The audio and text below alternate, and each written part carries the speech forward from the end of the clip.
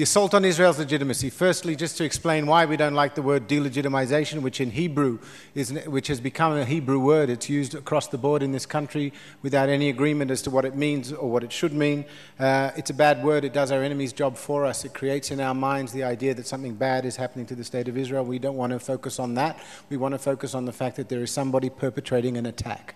The assault on Israel, the assault on the legitimacy of Israel. What I'm going to talk about, though, is the, if you like, the longer-term aspects of it, the broader or deeper aspects of it, rather than the specifics of the current challenges of UDI, which Dan has mentioned and you've discussed previously.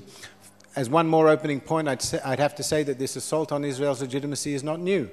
I'm younger than many of the people in the room. The battles for Israel's standing in the world have been around forever, and they may well also stay around for a while.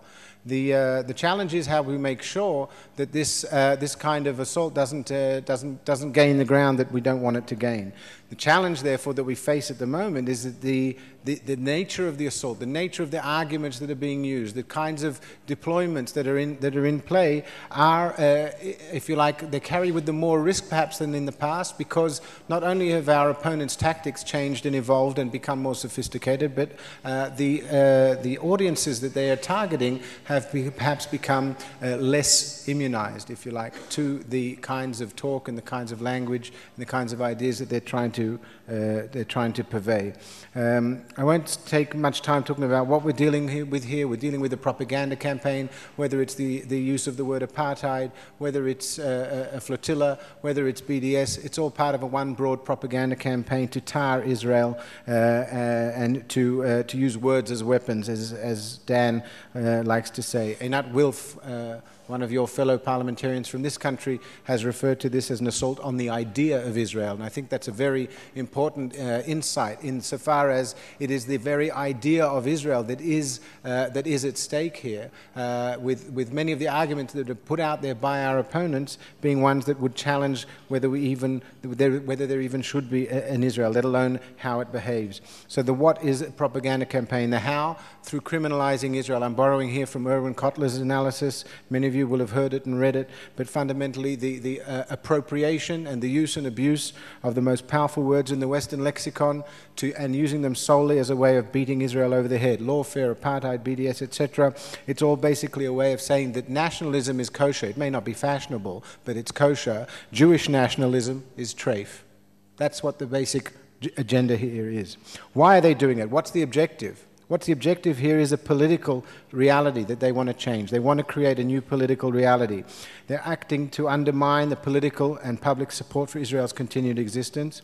They're acting to undermine Israel's freedom of action, and freedom of action to fulfill its legitimate sovereign rights as any other country would. They're also undermining those who are engaged in engaging. They're undermining people who are trying to reach out between Israeli society and Palestinian society to actually create some sort of foundation for genuine reconciliation.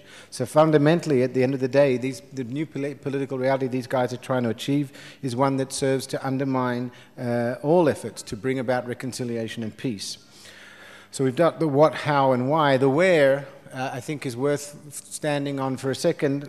Which areas are at risk? Which are the parts of our societies, Western societies, that are most endangered here? And it's clear that where we see the least effective, if you like, the least effective immunization against the kind of ideas, the kind of poison that our opponents are trying to put into the system, the least effective immunization exists in more liberal audiences, younger audiences, and if we take a geographic array, then clearly the dangers are much greater in Europe than they are in the United States.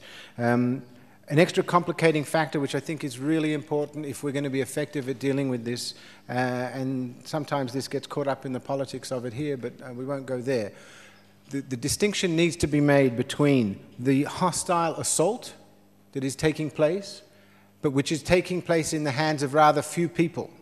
If we look around the world, the number of people who are genuinely engaged in hostile activity and genuine attempt to undermine the existence and the rights of Israel are few in number. But we have a parallel issue which interplays with that, which is the ongoing, if you like, distancing or the ongoing drift of many aspects of our societies away from Israel for all sorts of reasons.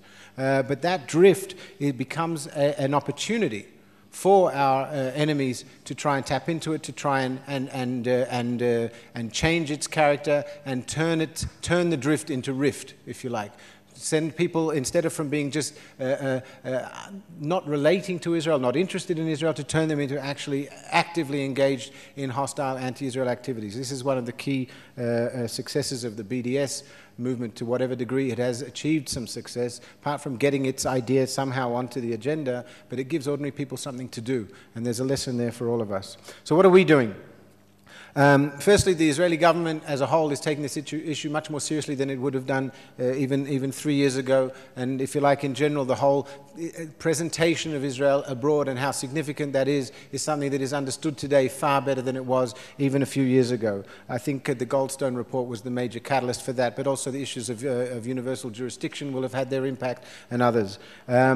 We are getting much greater resourcing and coordination within the government. Speaking on behalf of the Ministry of Foreign Affairs, our budgets for public relations and things like that have increased by many tens of % over the last 3 years.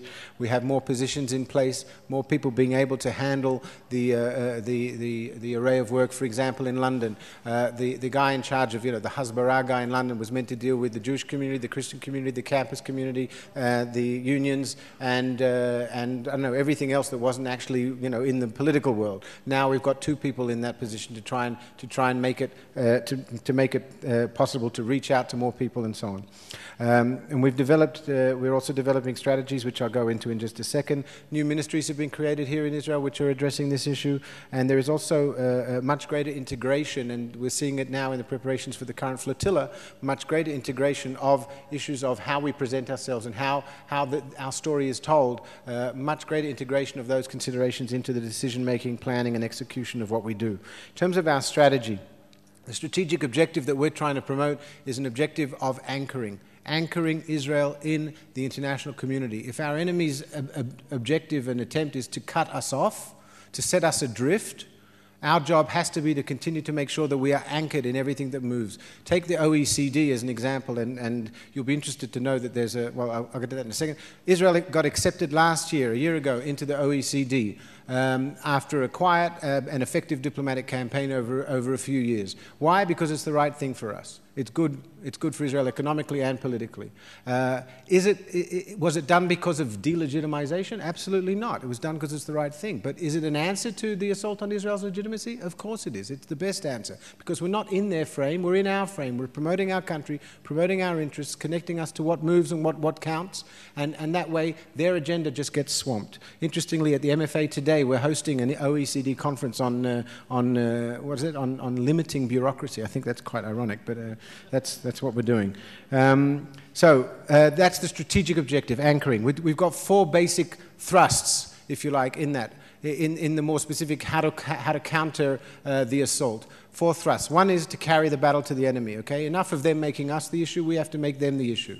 The second thrust is where we need to reach out and engage with the relevant constituencies, the people who count in the places that count. We always have done that, but we clearly have to do more of that. We have to reach out, whether it's Wikipedia or Amnesty International or whatever it might be. We need to be in play in the places that are in play, and we have to do that more effectively. We have to have the relationships that count.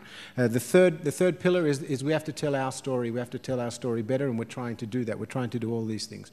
Clearly, the other side is trying to brand us. It's trying to brand us very, very negatively. We have to brand ourselves, and we're doing that in terms of who Israel is and who our people are and what we stand for. But we also have to tell our story, our political story, more effectively, and we've talked about that. You've talked about that today, the whole notion of Israeli rights, Jewish rights in this land and so on. We have to be able to tell those stories more effectively.